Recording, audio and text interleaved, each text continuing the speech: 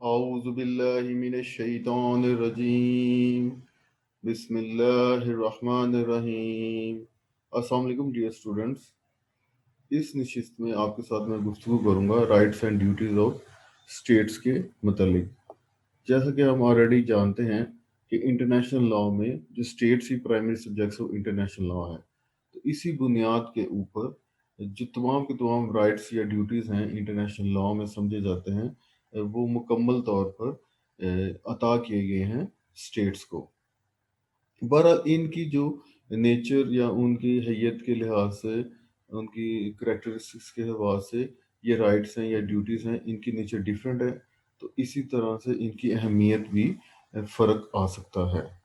کیونکہ کچھ ایسی بنیادی حقوق ہیں یا ایسی بنیادی ذمہ داریاں ہیں جو کہ ان میں اسٹیٹس میں ان کی انہیرنٹ پیدائشی طور پر کہہ سکتے ہیں یا ان کی نیچر کی بنیاد کے اوپر ان میں ہونا ان کا بہت ہی ضروری ہے، اور اس لیے سے وہ پائی جاتی ہیں، تو ان کو پھر ہم فنڈامنٹل یا بیسک رائٹس اینڈ ڈیوٹیز بھی قرار دیتے ہیں۔ لیکن اس کے علاوہ کوئی ایسی رائٹس اینڈ ڈیوٹیز بھی ہیں جو فنڈامنٹل یا بیسک کریکٹر کی نہیں ہیں، لیکن کیونکہ ان کو جو جو رائٹس اینڈ ڈیوٹیز ہیں irrespective of their character, international community ان کو ریکگنائز کرتی ہے، تو اسی لحاظ سے تمام اسٹیٹس کی ذمہ داری ہے کہ وہ ان کی رسپیکٹ کرے اور ان پر عمل درآمد کیا جائے۔ بیکسلا ڈکشنری میں جو ہم سب سے پہلے جو ہمارا ٹاپک ہے رائٹ اینڈ ڈیوٹی، ان کو ہم سمجھنے کی کوشش کرتے ہیں۔ بتایا تو یہ ہیومن ایکسپیکٹ یا مین کے لحاظ سے گیا ہے، لیکن بائی انالوجی مین یا ہیومنس کی جگہ پہ ہم اسٹیٹ یا اسٹیٹس کا ذکر کر دیں گے۔ تو سول سوسائٹی میں حق کی جو ٹرم ہے اس سے مراد یہ لی جاتی ہے کہ انسان کے پاس کوئی اختیارات ہیں یا اس کو حق ہے کسی چیز کو، انٹائٹلمنٹ ہے کسی چیز کو اپنے آپ پاس رکھنے کا، ٹو ہیو، اور کوئی کام کرنے کا، ٹو ڈو، یا کسی اور سے ٹو ریسیو، کوئی چیز وصول کرنے کے جو حق ہے۔ لیکن وہ لازمی بات ہے کہ جو یہ حقوق ہے یہ لاء نے جو حدود بیان کی ہیں ان کے درمیان میں رہ سکتے ہیں، تو انڈیفینٹ یا انفینٹ یہ ان کی نوعیت نہیں ہے۔ تو اسی طرح سے جب ڈیوٹی کا بات کریں گے ہیومن ایکشن، تو آپ کہہ سکتے ہیں یا اسٹیٹ ایکشن جو ہے، جو کہ ان قوانین کے مطابقت رکھتا ہے جو کہ اسٹیٹ سے کوئی توقع رکھتے ہیں، امید رکھتے ہیں کہ وہ ان کی اوبیڈینس کریں گے، ان کی اطاعت کریں گے، تو ہم ڈیوٹیز یا رائٹس رسپیکٹیولی کہہ سکتے ہیں۔ بیٹا جو بنیاد ہمیں نظر آتی ہے تو رائٹرز کے اس میں تھوڑا سا اختلاف نظر آتا ہے، خاص طور پہ آپ جانتے ہیں کہ 17ویں اور 18ویں صدی میں جو نیچرل اسکول آف لا تھا اس کو بہت زیادہ فوقیت یا ڈومیننس رہی ہے، خاص طور پہ انٹرنیشنل ڈومین میں، گروشیس کے کام کے بعد میں بھی۔ تو اس کے یہ جو اس اسکول آف تھاٹ کے رائٹرز ہیں انہوں نے کہا ہے کہ جو انٹرنیشنل لا ہے اس کی بنیاد یا اس کا جو ماخذ ہے وہ قانون قدرت ہی ہے،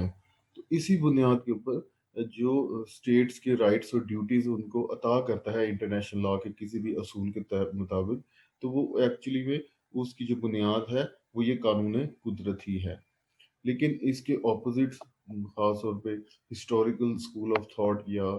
پازیٹیو اسکول آف تھاٹ ہے جو کہ کانسنٹ تھیوری آف اسٹیٹ پہ بلیو کرتے ہیں یا کسٹمز کی بنیاد پہ بات کرتے ہیں، ان کی رائے سے بالکل مختلف ہے۔ ان کا کہنا ہے کہ جو اسٹیٹس کے رائٹس اور ڈیوٹیز ہیں یہ ایکچولی میں ان کو عطا کرتے ہیں وہ رواج یا وہ بین الاقوامی معاہدات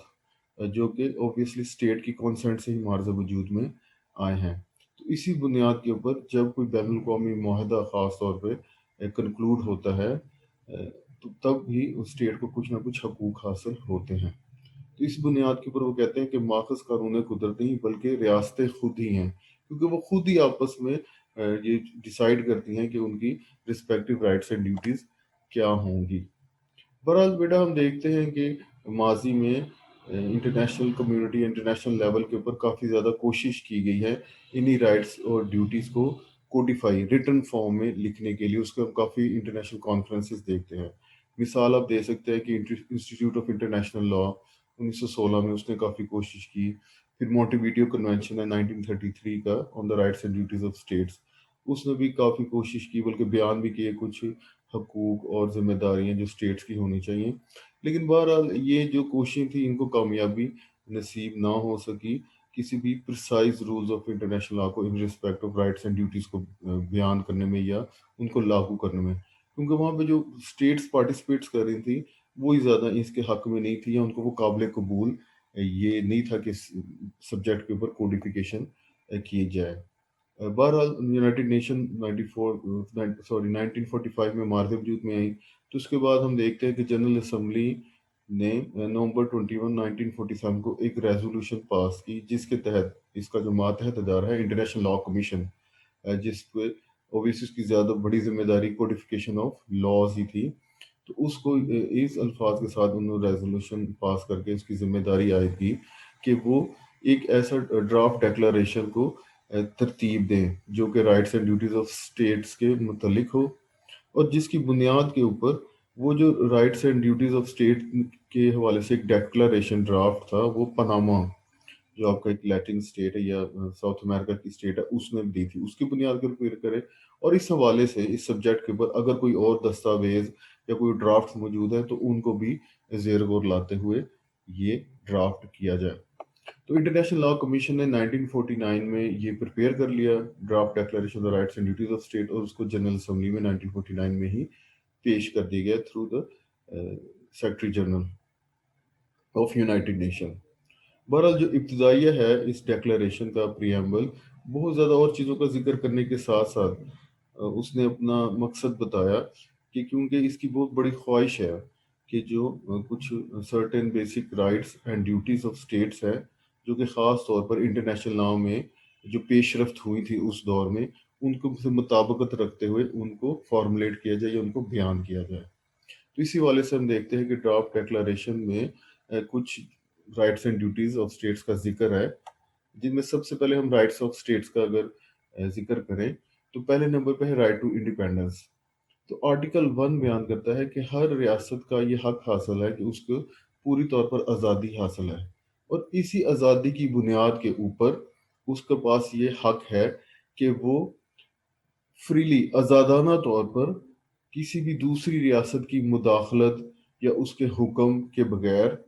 وہ جو اس کے پاس تمام قانونی پاورز ہیں اس کا وہ استعمال کر سکے، اور جس میں خاص طور پر جس قانونی پاور کا ذکر کیا گیا ہے کہ کوئی بھی ریاست کو پوری آزادی ہے کہ وہ اپنے ملک میں کس طرح کا گورنمنٹ کا نظام چاہتی ہے۔ تو وہ آپ بیسیکلی اس میں دیکھ سکتے ہیں ڈیموکریٹک فارم آف گورنمنٹ ہے، آپ کا کمیونسٹ فارم آف گورنمنٹ ہے، اینڈ مونارکی اینڈ سو آن، مختلف قسم کے فارم آف گورنمنٹ ہے، اس کے حوالے سے ہر اسٹیٹ کو مداخلت کے بغیر آزادی ہونی چاہیے۔ دوسرا بیٹا رائٹ ہے رائٹ ٹو ٹیریٹوریل جورسڈکشن۔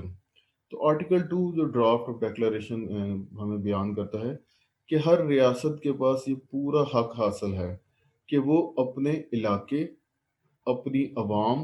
اور جو جو چیزیں اس کے علاقے میں موجود ہیں اس کے اوپر وہ مکمل طور پر دائرہ اختیار اپنا جورسڈکشن کا استعمال کر سکے۔ لیکن ساتھ ہی ساتھ ادھر یہ بھی بیان کر دیا گیا ہے کہ ان چیزوں کے حوالے سے اگر کوئی انٹرنیشنل لا میں کوئی امیونٹیز مستثنیات مانی جاتی ہیں، ریکگنائز کی جاتی ہیں، تو ان کو بھی پھر ان کی پیروی کی جائے۔ تو اس صورت میں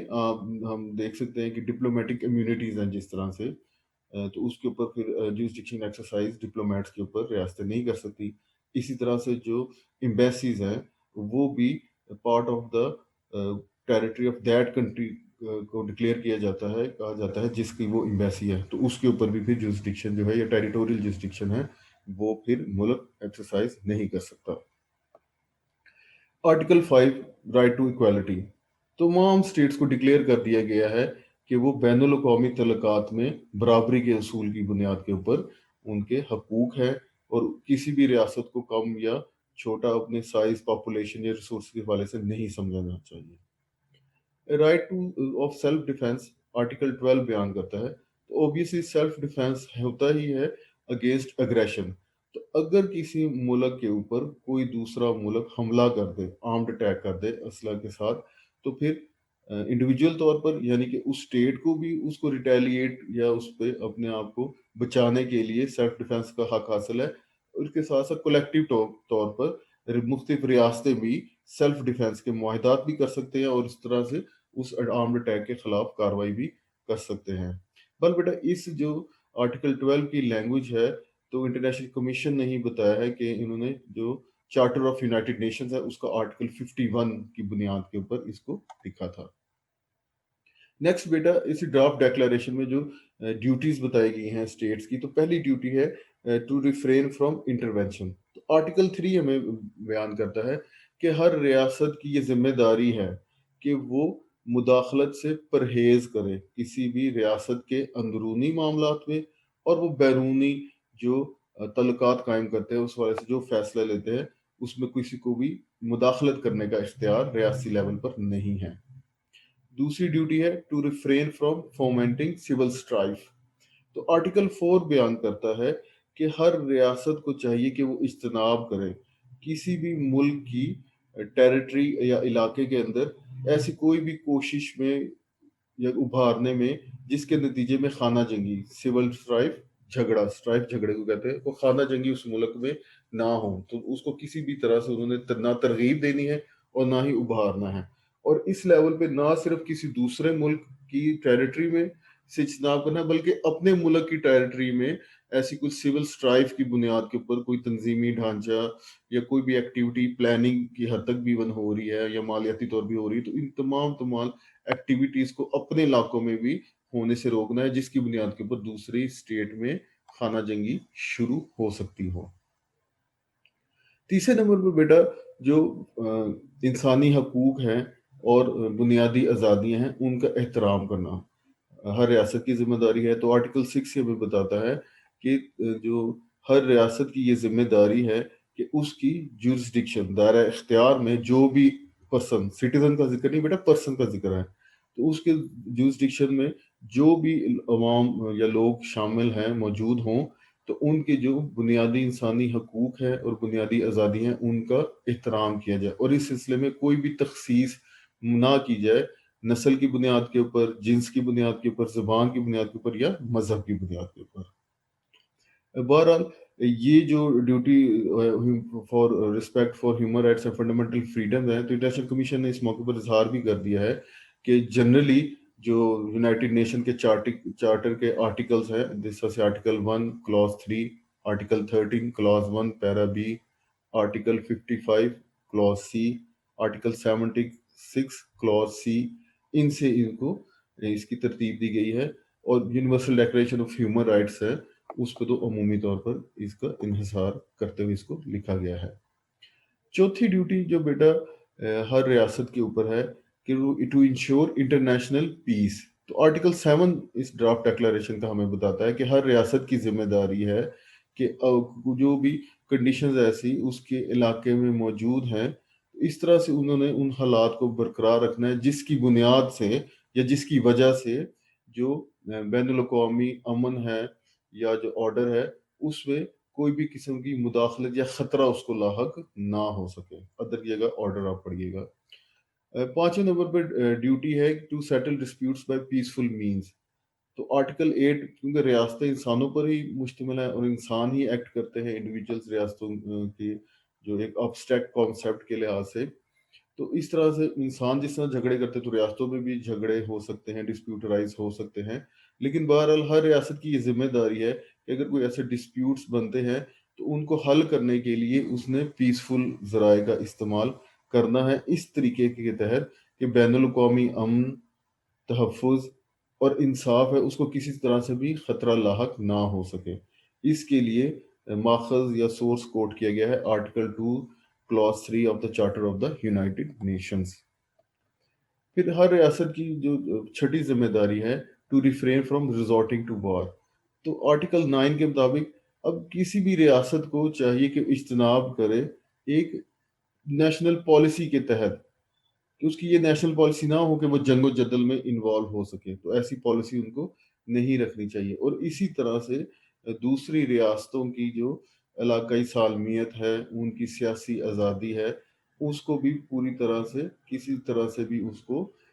کوئی خوف، تھریٹ کے ذریعے سے یا طاقت کے استعمال کے ذریعے سے انڈیجر یا نقصان نہیں پہنچانا چاہیے، اور اس کے حوالے سے کوئی بھی ایسا اقدام یا طریقہ کار نہیں اپنانا چاہیے جس کی وجہ سے بین الاقوامی قانون یا نظم میں کوئی بھی انکنسسٹنسی پیدا ہو سکے۔ بیٹا جو پہلا حصہ ہے اس آرٹیکل کا وہ treaty of Paris for the renunciation of war of 1928 اس سے لیا گیا ہے، جبکہ جو سیکنڈ فریز ہے وہ یونائٹڈ نیشنز چارٹر کا آرٹیکل 2 کلاس 4 کی بنیاد ہے اس پر۔ بیٹا ساتویں ڈیوٹی جو ہے وہ ہے to refrain from giving assistance, article 10۔ تو ہر ریاست کی اب یہ ذمہ داری ہے کہ یونائٹڈ نیشن کے چارٹر جو آرٹیکل 39 ہے اس کی خلاف ورزی کرتے ہوئے وہ کسی بھی دوسری ریاست کو کسی بھی طرح کی ایسی مدد نہ پہنچائے۔ اور وہ آرٹیکل 39 کیا کہتا ہے کہ ریزورٹنگ ٹو وار، یا پھر اس کے سلسلے میں کسی ملک کی مدد نہ کی جائے جس کی بنیاد کے ساتھ وہ لوگوں سے یا دوسرے اقوام سے جنگ و جدل میں مشغول ہو جائے۔ اور اگر ایسی کوئی جنگ شروع بھی ہو گئی ہے جس کو روکنے کے لیے احتیاطی تدابیر یونائٹڈ نیشن اختیار کر رہا ہے، یا اگر جنگ شروع ہو گئی ہے تو اس کے بعد میں اگر کوئی بین الاقوامی قانون کی خلاف ورزی ہے یونائٹڈ نیشن انفورسمنٹ ایکشن کے ذریعے سے ان کو سزا دینے کی کر رہا ہے، تو اس میں بھی ایسی ریاستوں کی جنہوں نے وار شروع کی تھی ان کی مدد نہ کریں۔ تو بیٹا دوسرا حصہ ہے اس کا وہ اوبیسلی یونائٹڈ نیشن کا چارٹر آرٹیکل 2 کلاس 5 پہ بنیاد رکھتا ہے اس کی۔ آٹھویں ڈیوٹی ہے to refrain from recognising territorial acquisition, لیکن ہر طرح کی ایکوزیشن نہیں ہے۔ آرٹیکل 11 جو ڈرافٹ ڈیکلیریشن کا بتاتا ہے کہ ہر ریاست کی یہ ذمہ داری ہے کہ وہ کوئی بھی اگر اسٹیٹ ہے اس کے کسی علاقے کو کوئی دوسری ریاست اگر ایکوائر کرتی ہے آرٹیکل 9 کی خلاف ورزی کرتے ہوئے of the United nation charter کی، تو پھر اس کے خلاف اس ایسی ریاست کو اس ایکٹیویٹی میں نہیں پڑنا چاہیے، ٹو ریفرین رہنا چاہیے اس سے۔ پھر بیٹا 9ویں نمبر پہ duty to conduct relations with other state, article 14 ہمیں بتاتا ہے کہ ہر ریاست کی یہ ذمہ داری ہے کہ دوسری ریاستوں کے ساتھ جو اس کے تعلقات ہوں وہ انٹرنیشنل لا کے مطابق ہی ہوں۔ اور جو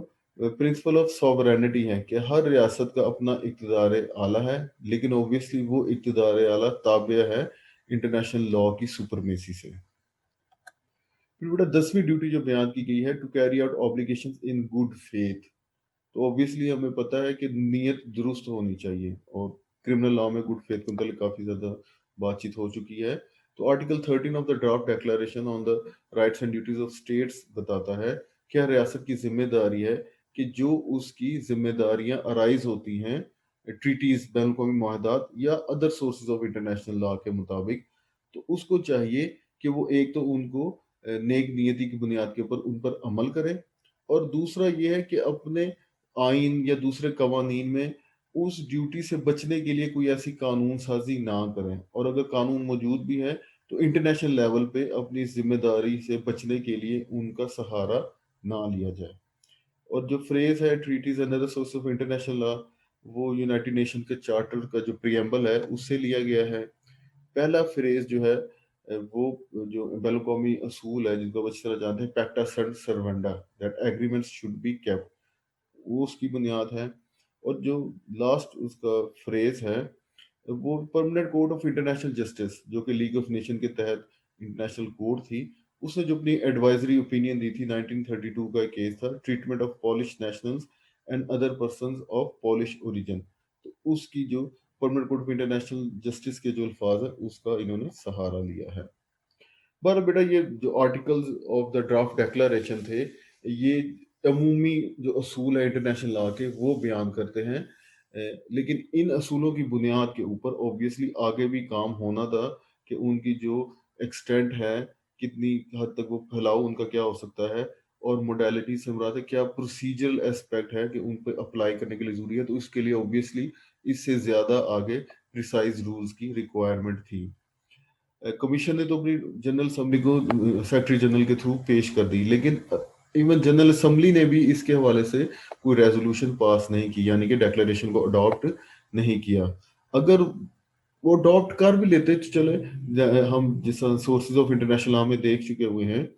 کہ resolution of the general assembly کی کوئی ویسے قانونی اہمیت نہیں ہے کہ جس حوالے سے فورس یا لیگل فورس حاصل ہو جاتی ان رائٹس اینڈ ڈیوٹیز کو، لیکن اگر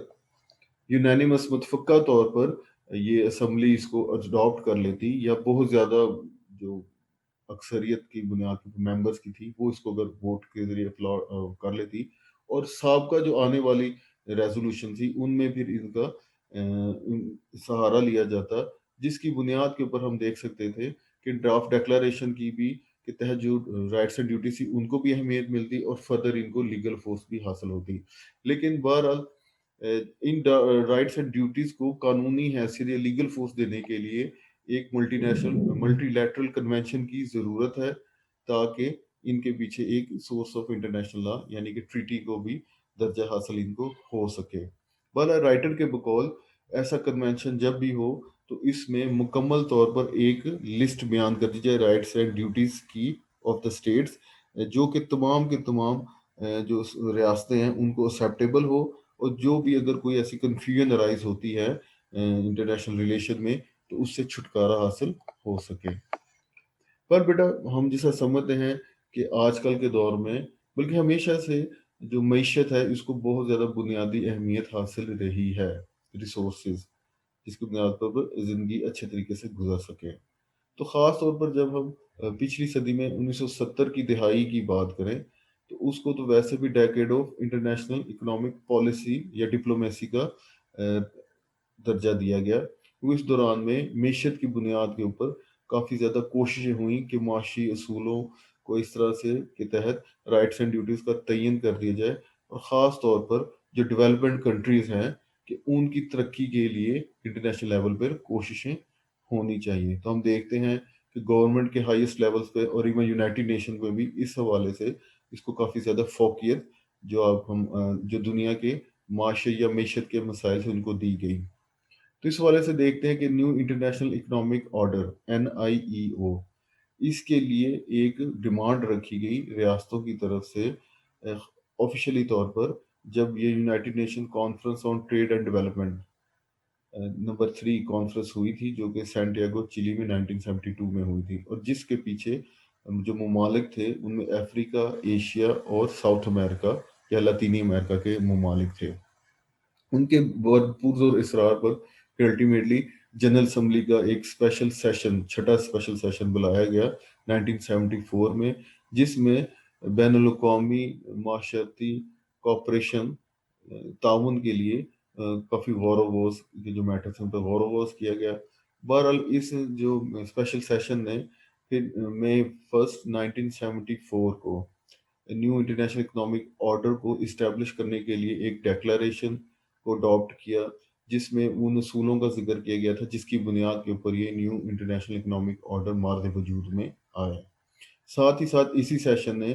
ایک ریزولوشن پاس کی تھی، programme of action on the establishment of new international economic order, اور ان دونوں کی خصوصیت یہ کہ ان پہ کوئی ووٹنگ نہیں ہوئی، یعنی کہ متفقہ طور پر یہ قراردادیں منظور کی گئیں. پھر اسی کوششوں کے نتیجے میں ہم دیکھتے ہیں کہ دسمبر 12 1974 کو جنرل اسمبلی نے ایک ریزولوشن پاس کیے جس کا نام ہے دا charter of economic rights and duties. تو اس کا پریمبل جو اس چارٹر کا ہے وہ اس مقصد کے اوپر کافی زور دیتا ہے کہ کوئی ایسا انسٹرومنٹ، دستاویز تیار کی جائے جو افیکٹو بھی ہو، اور جس کے نتیجے میں new system of international economic relation, جس کی بنیاد کے اوپر پرنسپلس ہوں ایکوٹی کے، سوورن ایکوالٹی کے اور آزادی کے، ان لوگوں خاص طور پر جو ڈیولپڈ اور ڈیولپنگ کنٹریز ہیں ان کے مفادات کی. تو چارٹر نے جو چیپٹر 2 ہے اس میں economic rights and duties of status کا پھر ذکر کیا گیا. تو اس حوالے سے پہلے ہم economic rights of a state کا بات کریں تو پہلا رائٹ ہے to choose its economic system. Article 1 اس چارٹر کا بیان کرتا ہے کہ ہر ریاست کے پاس یہ اختیار ہے یا اس کا حق ہے کہ وہ کوئی سا بھی معاشی نظام کو اڈاپٹ کر سکے، اور ساتھ ساتھ سیاسی، معاشرتی اور تہذیبی نظام کو بھی اپنانے کی اس کو مکمل آزادی ہونی چاہیے. لیکن اس کے لیے جو ول آف دا پیپل اس کی ہے، جو لوگوں کی خواہش ہے، اور اس حوالے سے کوئی بھی بیرونی اس پہ مداخلت، خوف یا تھریٹ کا استعمال، جبر کا استعمال نہیں کیا جائے. دوسرا ادھر رائٹ ہے permanent sovereignty over natural resources. تو آرٹیکل 2 ہمیں بتاتا ہے کہ ہر ریاست کا یہ حق ہے اور اسے چاہیے کہ وہ جو اس کی پوزیشن میں چیزیں ہیں اس کے استعمال اور ان کو آگے ڈسپوز آف دوسروں کو دینے کا جو اختیار ہے کن چیزوں کے اوپر؟ اپنی دولت کے اوپر، اپنے قدرتی وسائل کے اوپر، اور جو اس کی معاشی سرگرمیاں ہیں، مثال کے طور پر foreign investment, nationalisation and translation, corporation, اس کے اوپر وہ اپنی پوری مکمل سوورنٹی کے اظہار کے تحت اس پر ہر طرح سے فیصلہ لینے میں اس کو آزادی ہو۔ تیسرا رائٹ دیا گیا ہے to engage in international trade. تو آرٹیکل 4 بیان کرتا ہے کہ ہر ریاست کو یہ بنیادی حق حاصل ہے کہ وہ بین الاقوامی تجارت اور معاشی طور پر جو تعاون کی جو اور ایکٹیویٹیز ہیں اس میں وہ حصہ لے سکے، اور اس کے میں حصہ لیتے ہوئے اگر کوئی ڈفرینسز ہیں سیاسی، معاشی یا معاشرتی نظام میں، تو اس پہ کوئی پھر ڈسکریمنیشن نہ کی جائے آپس میں اس کوآپریشن یا تعاون کے سلسلے میں۔ چوتھا رائٹ ہے to associate with producer organisation. تو آرٹیکل 5 میں ان ریاستوں کو یہ حقوق، بلکہ تمام ریاستوں کو یہ حق دیا گیا ہے کہ وہ ریسورسز کے حوالے سے جو کموڈٹی وہ پیدا کرتی ہیں، اگر وہ کسی آرگنائزیشن یا تنظیم بنانا چاہتے ہیں تو اپنی نیشنل اکانومیز کو ترقی دینے کے لیے، ان میں پیش رفت کے لیے وہ ایسی آرگنائزیشن بنا بھی سکتی ہیں اور اس طرح متفقہ طور پر فیصلے لے سکتی ہیں۔ پانچواں رائٹ دیا گیا ہے to participate in international decision making process. تو آرٹیکل 10 نے بیان کیا کہ کیونکہ تمام ریاستیں ہیں وہ قانونی طور پر برابر ہیں، تو اسی لحاظ سے ہر ریاست کو یہ مکمل حق حاصل ہے کہ وہ پوری طور پر اور افیکٹولی انٹرنیشنل ڈیسیژن میکنگ جو پروسیس ہے، جس کے نتیجے میں جو دنیا کی معاشی، مالیاتی اور نقدی کے مسائل ہیں ان کا حل نکالا جا سکے، اور ان حل کے نتیجے میں جو مفاد ہے اس میں سب کا شیئر ایکویٹیبل بنیاد پر ہونا چاہیے۔ تو پوری کی پوری آزادی ہے ایسی ایکٹیویٹیز میں حصہ لینے کی ہر ریاست کو۔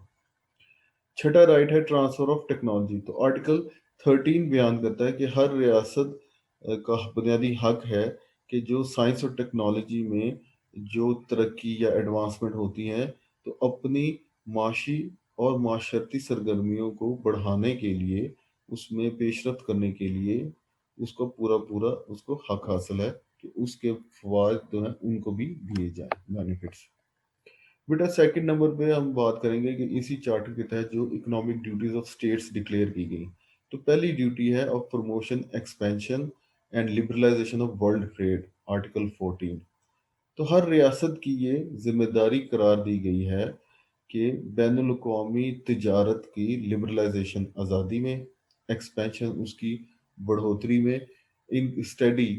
اور انکریزنگ ایکسپینشن میں وہ پوری کی پوری طرح سے تعاون کرے، اور اسی طرح سے اس جو تمام ممالک کے لوگوں کا جو لیونگ سٹینڈرڈ ہے یا ان کے ویلفیئر کے جو کام ہیں ان میں بھی امپرومنٹ ہو سکتی ہے، اور خاص طور پہ ادھر اگر فوقیت دینی ہے تو ڈیولپنگ کنٹریز یا ترقی پذیر ممالک کو دینی چاہیے۔ دوسرے نمبر بیٹا ڈیوٹی ہے utilisation of resources released by disarmament. تو آرٹیکل 15 بیان کرتا ہے کہ ہر ریاست کو چاہیے کہ وہ اس کی ذمہ داری ہے کہ وہ فروغ دے ایسی ایکٹیویٹیز کو جن کی بنیاد کے اوپر تخفیف اسلحہ کی میں کمی واقع ہوئے، انٹرنیشنل کنٹرول کے زیر تابع رہتے ہوئے، اور اس طرح سے تخفیف اسلحہ کے جو اقدامات ہیں ان کے نتیجے میں جو پھر ریسورسز آزاد ہوں گے یا جو بچیں گے تو ان کا استعمال کریں وہ معاشی اور معاشرتی ترقی کے لیے مختلف ممالک کی، اور جس میں خاص طور پر ایک زیادہ اس کا حصہ جو ہے ترقی پذیر ممالک کی جو ترقی کی ضروریات ہیں ان پر ان کو ان ریسورسز کا استعمال کیا جائے۔ بیٹا ایم ایف این کا ذکر ہے، موسٹ فیوریٹ نیشن۔ تو تیسری ڈیوٹی ہے کہ ریاستوں کو چاہیے کہ آپس میں ٹالرنس کی بنیاد کے اوپر لوگوں دوسری ریاستوں کو قابل قبول سمجھیں، اور اکٹھے طور پر امن کے ساتھ، اور ان کے اگر کوئی مسائل یا ڈفرینسز ہیں سیاسی، معاشی، معاشرتی یا تہذیبی نظاموں کے حوالے سے، تو ان کا قطع نظر کرتے ہوئے جو مختلف ممالک کے درمیان تجارت ہے اس کو فروغ دیں، اس امر کے باوجود کہ جو مختلف ممالک کے اکنامک اور سوشل سسٹمز ہیں ان میں فرق پایا جاتا ہے۔ चौथे नंबर पर बेटा duty of indexation of prices. Article 28 हमें बताता है कि तमाम रियासतों की ये जिम्मेदारी है, ये उन्हें चाहिए कि तावन करें कि प्राइसेस जो हैं एक्सपोर्टिंग कंट्रीज, कुछ लोग बाहर चीज़ें भेजते हैं और कुछ बरामद करते हैं, इंपोर्ट करते हैं, तो इस तरह से उनकी प्राइसेस को मुकर्रर किया जाए कि इसमें इंसाफ और इक्विटेबल बुनियादों के ऊपर दोनों तमाम ममालिक के दरमियान में तजारत हो सके, जिसमें जो प्रोड्यूस करते हैं कमोडिटीज को उनको आमदन हो सके, और इक्विटेबल बुनियादों के ऊपर जो कंज्यूमर हैं उनको उसके फवायद हो सके कीमत के लिहाज से। पांचवें नंबर पे बेटा ड्यूटी है कि वर्ल्ड वाइड कमोडिटी एग्रीमेंट्स में ये इंगेजमेंट करें। आर्टिकल 6 बताता है कि हर रियासत की ये जिम्मेदारी है कि इंटरनेशनल ट्रेड ऑफ गुड्स को तरक्की देने के लिए वो इसमें अपना हिस्सा डालें, और ख़ास तौर पर ऐसे अरेंजमेंट्स या लॉन्ग टर्म मल्टीनेशनल जो कमोडिटी एग्रीमेंट्स है उसमें वो शामिल हों, ताकि बैनुल अवी तजारत को गुड्स की उसको फ़रोग मिल सके। तो बेटा ये थोड़ी सी गुफ्तगू थी आपके साथ rights and duties of states के मतलब। थैंक यू बेटा। अल्लाह हाफिज़।